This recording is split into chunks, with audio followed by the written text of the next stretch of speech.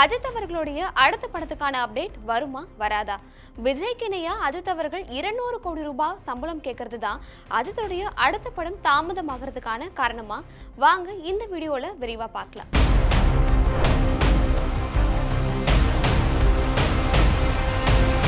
Meenakshi faculty of arts and science for women, KK Nagar, Chennai.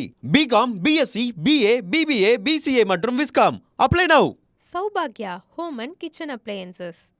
காலங்காலமா director சைட்லேருந்தும் சரி, ப்ரொடியூசர் சைட்லேருந்தும் சரி, நடிகர்கள் மேல வைக்கப்படுற ஒரு பெரிய குற்றச்சாட்டு என்ன அப்படின்னா, நடிகர்கள் ஒரு படம் முடிஞ்ச பிறகு அடுத்த படத்துக்கான சம்பளத்தை அதிகமாக கேட்கறது தான். முன்னாடியெல்லாம் எப்படி இருக்கும் அப்படின்னா, ஒரு படம் மக்கள் மத்தியில் ஒரு நல்ல வரவேற்பை பெற்று அதிக வசூல் பெற்று கொடுத்தாதான் நடிகர்கள் அவங்களுடைய சம்பளத்தை அதிகமாக கேட்பாங்க. ஆனால் இப்போலாம் எப்படி இருக்கு அப்படின்னா, ஒரு படம் ஓடினாலும் சரி ஓடாட்டியும் சரி நடிகர்கள் அவங்களுடைய சம்பளத்தை அதிகமாக கேட்டுட்டே இருக்காங்க. ஸோ அந்த வரிசையில் விஜய் அவர்களுக்கு ஜனநாயகன் படத்துக்காக 200 கோடி ரூபாய் சம்பளம் பேசப்பட்டுச்சு.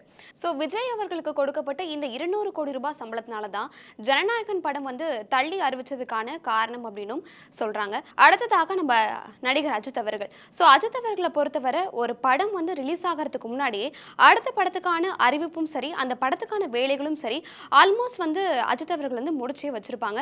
ஸோ அந்த வரிசையில் குட் பேட் அக்லின்ற ஒரு படம் ஏப்ரல் 10ஆம் தேதி வெளியாகுச்சு. அஜித், த்ரிஷா இவங்க எல்லாமே நடிச்சிருந்தாங்க. அண்ட் ஆதிக் ரவிச்சந்திரன் அவர்கள் அந்த படத்தையும் இயக்கியிருந்தாங்க. ஸோ அந்த படத்துக்கு அப்புறம் அஜித் அவர்கள் அக்டோபர் மாதம் வரைக்கும் ரொம்பவே இந்த கார் ரேஸில் பிஸியாக இருக்கிறதாகவும், ஸோ இந்த ஆண்டு இறுதி வரைக்கும் சரி, அடுத்த ஆண்டு ஸ்டார்டிங் வரைக்கும் சரி, அஜித் அவர்களை திரையில் பார்க்கறது ரொம்பவே கஷ்டமான ஒரு விஷயம் தான் அப்படின்னும் சில பேர் பேசிட்டு இருக்காங்க. ஸோ இந்த வரிசையில் அஜித் அவர்களுடைய அடுத்த படத்தையும் ஆதிக் ரவிச்சந்திரன் அவர்கள் தான் இயக்க போகிறதாகவும், அந்த படத்தை ப்ரொடியூஸ் பண்ணுறது மைத்ரி மூவி மேக்கர்ஸ் அப்படின்னும் சொல்லியிருந்தாங்க. ஆனால் அஜித் அவர்கள் இப்போ அவருடைய சம்பளத்தை உயர்த்தி அறிவிச்சிருக்கிறதுனால மைத்ரி மூவி மேக்கர்ஸ் கொஞ்சம் பின்வாங்கி இருக்காங்க அப்படின்னே சொல்லலாம். ஏன்னா அஜித் அவர்கள் தளபதி விஜய்க்கு இணையா 200 கோடி ரூபாய் சம்பளத்தை உயர்த்தி அறிவிச்சிருக்கிறதாகவும், அவருடைய அடுத்த படத்துக்கு குட் பேட் அக்லி படத்துக்கு 150 கோடி வாங்கியிருந்தாங்க. ஆனா அடுத்த படத்துக்காக 200 கோடி ரூபாய் சம்பளம் கேட்கறதாகவும் கூறப்படுது. ஸோ இதை கேட்ட Mythri movie makers already good bad ugly படம் மூலியமா எங்களுக்கு 60 கோடி ரூபாய் கிட்ட நஷ்டம் ஏற்பட்டிருக்கு. ஸோ அகைன் அஜித் அவர்கள் 200 கோடி ரூபாய் சம்பளம் கேட்டாங்கன்னா அது கண்டிப்பாக எங்களுக்கு ஒரு நஷ்டத்தை தான் ஏற்படுத்தி தரும். ஸோ அதனால இந்த படத்தை ப்ரொடியூஸ் பண்ணுறதுலேருந்து பின்வாங்கியிருக்காங்க மைத்ரி மூவி மேக்கர்ஸ். ஸோ இவங்களை தொடர்ந்து தமிழ்நாட்டில் பிரபலமாக இருக்கக்கூடிய வேல்ஸ் நிறுவனம் அப்ரோச் பண்ணியிருக்காங்க அஜித்துடைய அடுத்த படத்தை நாங்கள் ப்ரொடியூஸ் பண்ணுறோம் அப்படின்னு சொல்லி. பட் அவங்களுமே அஜித் அவர்களுடைய இந்த சம்பளத்தை கேட்டு ரொம்பவே அதிர்ச்சி அடைந்து ஒதுங்கி போயிருக்காங்க அப்படின்னு தான் சொல்லணும். இந்த வேல்ஸ் நிறுவனத்தை தொடர்ந்து சத்யஜோதி ஃபிலிம்ஸுமே அஜித் அவர்களுடைய அடுத்த படத்தை நாங்கள் ப்ரொடியூஸ் பண்ணுறோம் அப்படின்னு சொல்லி வந்திருக்காங்க.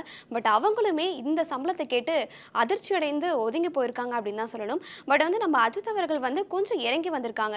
ஏன் அப்படின்னா மைத்ரி மூவி மேக்கர்ஸ் இந்த ப்ரொடியூஸ் பண்ணுறதுலேருந்து பின்வாங்கின உடனே அஜித் அவர்கள் அவங்களுடைய சம்பளத்தை 20 கோடி கிட்ட கம்மி பண்ணி 180 கோடி கிட்ட ஃபைனல் பண்ணி இதை யார் கொடுக்குறாங்களோ அவங்களுக்கு தான் என்னோட அடுத்த படம் அப்படின்ற மாதிரி சார் சொல்லியிருக்காங்க.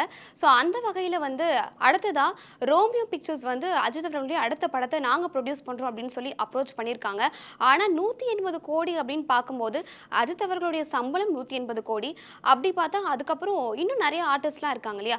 ஆதிக் ரவிச்சந்திரன் அவர்களுக்கு 12 கோடி, அனிருத்க்கு ஒரு 15 கோடி, அண்ட் சைடு ஆர்டிஸ்ட்லாம் இருப்பாங்க இல்லையா? இவங்களுக்கு ஒரு 10 கோடி, டெக்னீஷியன்ஸ்க்கு ஒரு 13 கோடி. இது மட்டும் இல்லாமல் ஷூட்டிங் டேஸ்க்கு தேவைப்படக்கூடிய செலவுகள்லாம் இருக்கு இல்லையா? 115 நாள் கிட்ட ஷூட்டிங் போகுது அப்படின்னா அதுக்கு தேவையான செலவுகளுக்கு ஆகக்கூடிய 45 கோடி. இப்படி எல்லாத்தையும் கணக்கு பார்த்தா கூட கிட்டத்தட்ட 275 கோடி கிட்ட ஒரு படத்துக்கு செலவாகும். இந்த 275 கோடிக்கு வட்டி வர இருக்கு இல்லையா? இதெல்லாம் சேர்த்து பார்த்தாலே ஒரு படத்துக்கு 300 கோடிக்கு மேல ஆகுது அப்படின்றத ரோமியோ பிக்சர்ஸ் எடுத்தும் சொல்லியிருக்காங்க. இது எல்லாத்தையும் தாண்டி ஒரு மூவி மேக்கிங்க்கும் அதுக்கான வியாபாரத்துக்கும் இருக்கக்கூடிய டிஃப்ரென்ஸை சுட்டி காட்டி ரோமியோ பிக்சர்ஸ் அவங்க எடுத்து சொல்லியிருக்காங்க. இதெல்லாம் கேட்ட அஜித் அவர்கள் அவங்களுடைய சம்பளத்துல இருந்து கிட்டத்தட்ட 39 கோடியை குறைச்சு இப்போ தற்காலிகமாக என்ன சொல்லியிருக்காங்க அப்படின்னா 150 கோடி கிட்ட ஓகே நான் பண்ணித்தரேன் அப்படின்ற மாதிரி சொல்லியிருக்காங்க. இதை கேட்ட ரோமியோ பிக்சர்ஸ் இப்போ என்ன முடிவு எடுத்திருக்காங்க அப்படின்றது நமக்கு தெரியல.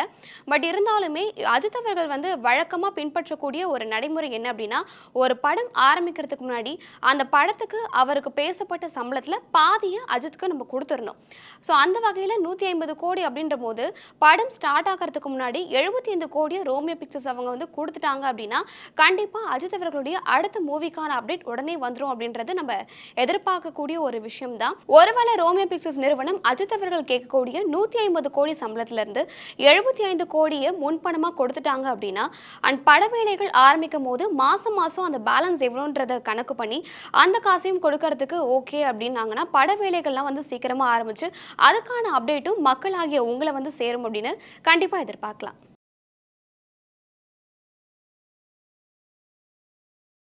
Meenakshi Faculty of Arts and Science for Women, KK Nagar, Chennai. BCom, BSc, BA, BBA, BCA மற்றும் Viscom. Apply now. Saubhagya Home and Kitchen Appliances.